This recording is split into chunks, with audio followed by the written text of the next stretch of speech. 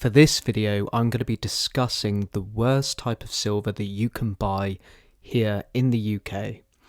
So I've got a selection of coins in front of you. I've got what we will refer to as foreign silver.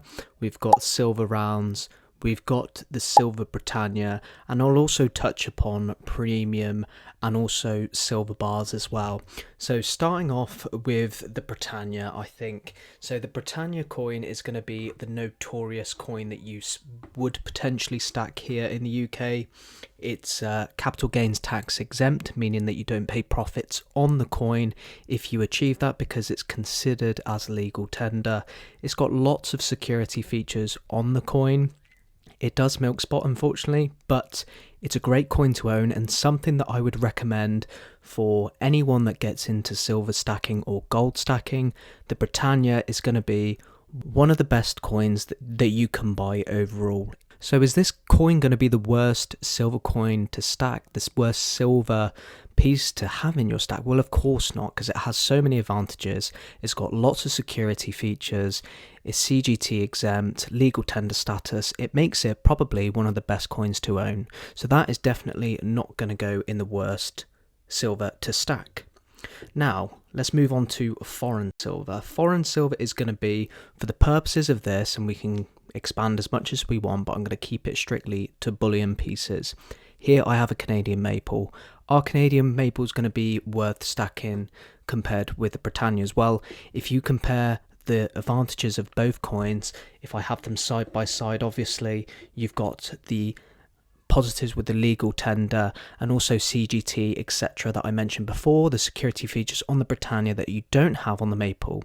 And the maple does come with its own security feature. It has a little privy mark at the bottom right there of the maple leaf, but some of the other coins that you find, including Noarks coins, American Silver Eagles, kangaroo coins from Australia, they may not have security features that feature on these coins. And of course, if you compare those silver coins to the Britannia coin, if you have a lot and you achieve a profit and you want to sell it on, you have to consider capital gains tax laws as well, because it's law, you must pay it. That's why I would suggest the Britannia being the better option compared of the two, but it's not the absolute worst option. Moving on to silver rounds. Silver rounds are good because typically the silver rounds are going to be much cheaper compared to the other coins that you can get, perhaps the Britannias and the maples. They're not far off and they're not going to be a whole lot cheaper compared to those coins. But usually, typically, I know in the US when you start off and you can pretty much find buffaloes, etc. for very close to spot, very, very close to spot. And if you're completely into stacking as much as you possibly can, then buffaloes aren't a bad thing to buy. However, in the UK, of course, you pay the VAT, the 20% on your silver prices when you purchase from a bullion dealer. And the price difference between a silver buffalo or just a regular silver round compared to a Britannia, I would suggest if you have a lot of silver, then perhaps the Britannia may be the better way to go. But when it comes to silver, it may not be a bad option to explore and obtain different things because that might be what you like doing. So it's not to say that it's terrible. Rounds are more affordable potentially sometimes, but they don't come with the same features that the Britannia does, especially here in the UK. And silver bars, unfortunately silver bars don't come with the legal tender exemptions similar to those of a Britannia. They are nice and they do come with lots of different designs. Of course, I've got a celebration coronation bar here, which I actually prefer the designs on the bars as opposed to the coins. I just think, just given its shape, there's a lot more that you can do with a bar than you can get on a coin, I suppose. I think it's just one of those things, unfortunately, where it's personal preference. Not everyone will agree. It's completely subjective, but I know in my experience stacking over the past couple of years, I do tend to find the bars are a bit more appealing in terms of its design. On the Britannia coin, the capital gains tax exemption, obviously it being legal tender status, obviously with it being a legal tender coin as well, it comes with a few more advantages. But the good thing that you can find on bars is the premiums can go up, and we've seen that with Una and the Lion bars, which were sold by the Royal Mint, and lots of other bars that can potentially be sold by the Royal Mint or other mints, they can go up a lot in value, especially with that simple supply and demand. If there's much more demand than there is a supply and it's sold out, the price is naturally going to increase, which of course, if you've got lots of silver bars, might mean that you might be creeping into that capital gains tax threshold of £3,000, but that is really only if you have a lot of silver, and I'm talking probably well over 1,000 ounces of silver, which most people won't. So for the most part, I would say don't worry so much about obtaining silver bars and silver coins. I have lots of different pieces when it comes to premium collectability. I've only got some Britannias. I don't have a whole stack of Britannias, and that's purely because I like the designs and I know that I'm not going to sell it all. I'm going to keep it. But if you are going to think that you're going to bulk sell at a particular time, or if it reaches $50, or when people say that they think it's going to hit the roof of $100, which I highly doubt, the coins, Britannias might be a better option, but who knows? We'll have to see in the future. But silver bars, really nice designs, don't come with the same factors with the coins, but does that make it the worst silver to stack? Well, we'll find out.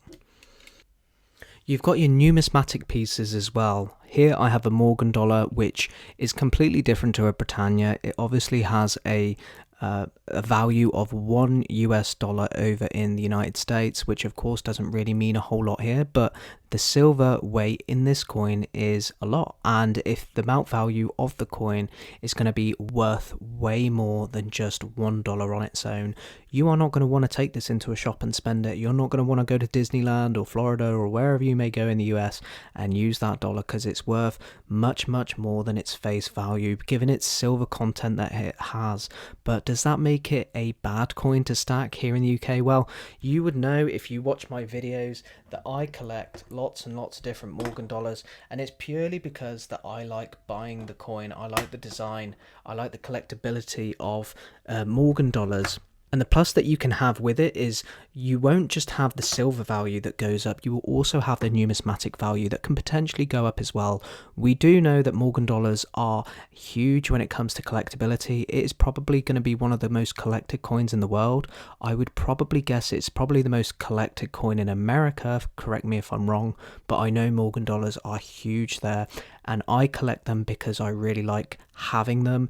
But you've got that best of both worlds with the numismatic collectability, but also the silver weight collectability as well. And if you can pick them up for a good price, £20, £25 or so, it's really not a bad thing to buy. I really must say they are great coins, and I will always buy Morgan dollars. You've also got premium pieces as well, and I'm not going to be able to cover all premium pieces, because premium pieces will venture off so far when it comes to what you can buy and collect, etc. And there's so many great pieces out there, which I even buy. This little Robocop it's not too bad when it comes to its premium, but obviously this is not going to be a piece that people are going to want to collect for its weight for the cheapest possible price.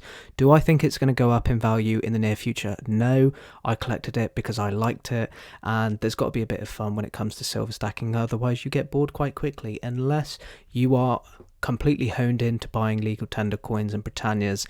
I personally feel like buying premium products is not going to be the worst thing to stack, but it's completely subjective, because there will be pieces that you buy for a lot of money and you can't sell, and that's something that you need to consider with exit strategies. Is can you realistically, if you need to sell it for what you paid for, or are you going to lose out on a substantial amount of money? And you can find that with proof coins. I know that some of the sets the Royal Mint have done, especially the Monarchy series, people sending them off to get PF70s. I'm guilty of it. I've had it. And, it being worth way less than what you thought it would have been.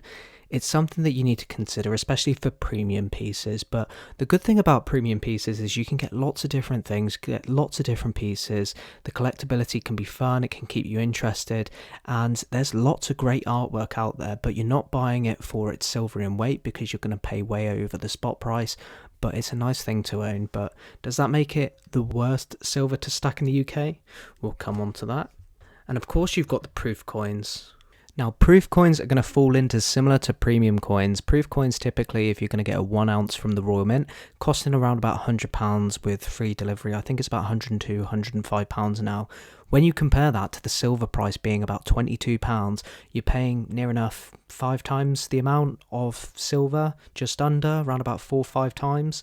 That's a lot of money to spend on a premium product, and it goes the same with these proof coins as well. People purchase the proof coins for collectability, also limited editions and things, but it does not mean that in the future that it will go for what you think it's going to go for. It doesn't mean that every proof coin that you purchase is going to double in price, because that's absolutely not going to happen. Some of the examples that I can provide when it comes to good investments in proof coins is, most recently is going to be the coronation of King Charles III sovereign coin, which was £800 from the Royal Mint website.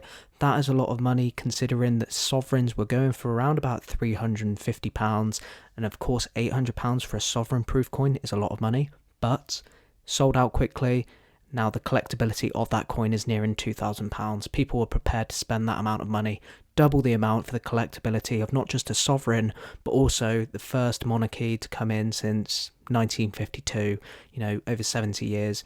Insane. Lots of money when it comes to proof coins. And when you compare it to some bullion pieces as well, there might be a better margin when it comes to profit, but of course you have to consider capital gains tax and that as well. But proof coins are not terrible, they're not great as well. It's kind of hit and miss. I always find that there's a few good proof coins for every sort of 10 that you get.